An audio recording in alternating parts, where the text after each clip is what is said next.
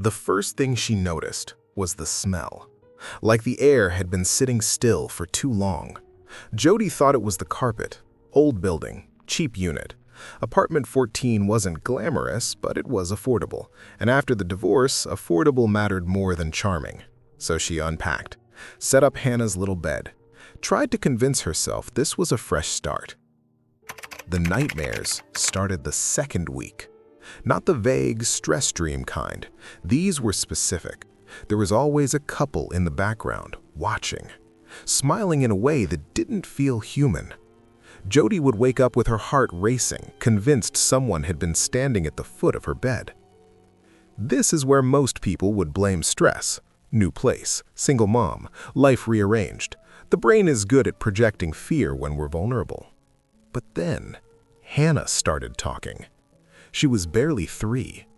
One afternoon, Jody walked into her daughter's room and found her sitting cross-legged on the floor, having a full conversation with the empty corner near the closet. Not the playful imaginary friend kind. Calm, intent, listening. When Jody asked who she was talking to, Hannah said, "My friend. Her name is Marliz." Marliz. Jody had never heard that name before. It didn't mean anything to her. Until it did. Things inside the apartment kept shifting. Small objects moved. Lights would go on and off at moments. Hannah would point at the hallway and say, "She's scared." Sometimes she'd wake up crying and say the bad man was back. Here's the detail that makes this story different from typical ghost tales. Nobody in that apartment knew its history. Apartment 14 had once been home to a 19-year-old girl named Marie Elizabeth Spannhake. Everyone called her Marliz. In 1976, she walked home after an argument with her boyfriend. She never made it. Years later, serial predator Cameron Hooker and his wife Janice would be linked to her disappearance. Janice eventually claimed they kidnapped and killed Marliz. No body was ever found. No formal murder conviction for her case. Just a hole in the record where life used to be. And guess where Marliz had lived before she vanished? Apartment 14. Jody didn't learn this right away. That's important. The knowledge didn't plant the fear. The fear came first. When she eventually saw a photograph of Marliz, she froze. Blonde, same face from the dreams. She showed it to Hannah without saying a word. "That's her," Hannah said. Now, let's slow down.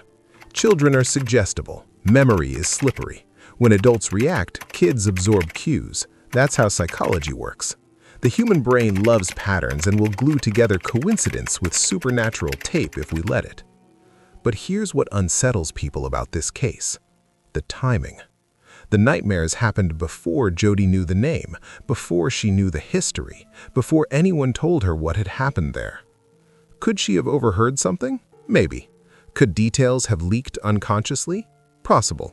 Could stress and coincidence collide in a way that feels prophetic? Absolutely. But the way the pieces stacked, it feels uncomfortable. Because this isn't just a ghost story. It's attached to a real girl who literally just vanished without trace. Whether what Jody and Hannah experienced was paranormal, psychological, or a collision of both, it forced people to look back at Marliz's case again. It reopened conversation. It pulled a cold file into public memory. And sometimes, that's what stories do.